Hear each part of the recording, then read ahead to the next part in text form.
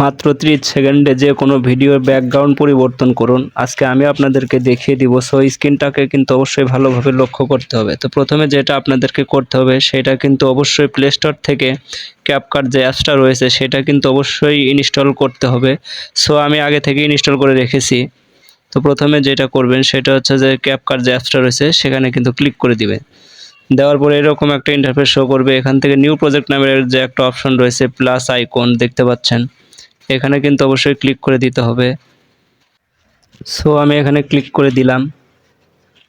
তো অবশ্যই আপনাদেরকে গ্যালারিতে নিয়ে চলে যাবে। তো এখান থেকে যেটা আপনাদেরকে করতে হবে অবশ্যই ক্রোম ব্রাউজার থেকে কিন্তু আগে একটা সিনারি কিন্তু আপনাদেরকে নামিয়ে নিতে হবে।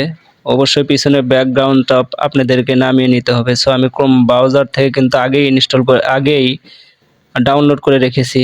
সো সেই ভিডিওটাতে আমি ক্লিক করব পিছনের ব্যাকগ্রাউন্ড। তো ক্লিক করে এপাশে দেখতে পাচ্ছি অ্যাড নামের যে অপশনটা রয়েছে অ্যাডে ক্লিক করে দিব।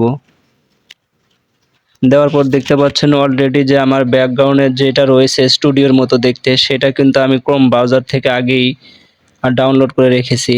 তো আপনাদের কিন্তু অবশ্যই ক্রোম ব্রাউজার থেকে কিন্তু সেটা আগেই ডাউনলোড করে রাখতে হবে। তো আমি এখান থেকে দেখতে পাচ্ছেন যে নিচে ওভারলে নামের কিন্তু একটা অপশন রয়েছে, এখানে কিন্তু অবশ্যই আপনাদেরকে ক্লিক করতে হবে।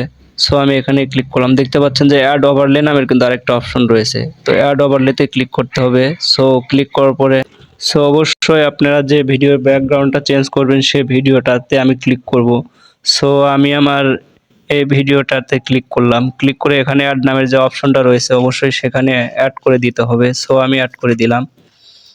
তো দেওয়ার পরে এপাশে দেখতে পাচ্ছেন যে আমি অ্যাড করে দিলাম। দেখতে পাচ্ছেন যে একদিকে স্ক্রল করবেন, স্ক্রল করার পর দেখতে পাচ্ছেন যে কাট আউট নামের কিন্তু একটা অপশন রয়েছে,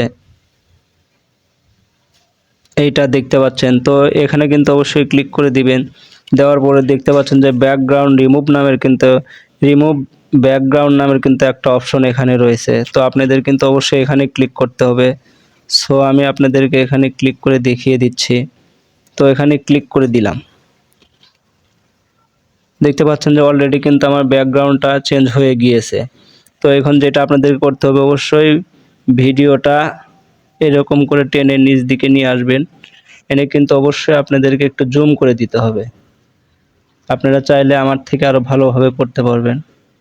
তো নিচে দেখতে পাচ্ছেন যে একটা টিক মার্ক কিন্তু অপশন রয়েছে, তো আপনাদের এখানে অবশ্যই টিক মার্কে কিন্তু ক্লিক করে দিতে হবে। সো আমি টিক মার্কে ক্লিক করে দিলাম। দেওয়ার পরে দেখতে পাচ্ছেন যে একটা অ্যারো চিহ্ন রয়েছে ব্যাকে চলে যাওয়ার জন্য, অ্যারো চিহ্ন এই পাশে, অ্যারো চিহ্ন এখানে দেখতে পাচ্ছেন যে অ্যারো চিহ্নটা রয়েছে এখানে কিন্তু ক্লিক করতে হবে। ক্লিক করে অলরেডি ব্যাকের দিকে চলে যাব। তো একটু সাইডে স্ক্রল করে নিয়ে আসবো, এই পাশে একটু স্ক্রল করব দেখতে পাচ্ছেন যে রেডিও নামের কিন্তু একটা অলরেডি অপশন রয়েছে। তো আপনারা চাইলে এখান থেকে বিভিন্ন ধরনের মাপটা নিয়ে নিতে পারেন। তো এখানে বিভিন্ন ধরনের মাপ রয়েছে, টিকটক, ইনস্টাগ্রাম, ইউটিউব। তো আমি ইনস্টাগ্রামের মাপটা নিয়ে নিলাম। নিচে দেখতে পাচ্ছেন যে টিকমার্ক একটা অপশন রয়েছে, অবশ্যই টিকমার্ক করে দিতে হবে এখানে। তো টিকমার্ক করে দিলাম অলরেডি। উপরে দেখতে পাচ্ছেন যে উপরে এক পাশে উপরে সাইডে দেখতে পাচ্ছেন যে একটা কিন্তু অপশন রয়েছে। তো এখান থেকে আপনারা কিন্তু ভিডিওটা ডাউনলোড করে গ্যালারিতে নিয়ে নিতে পারেন।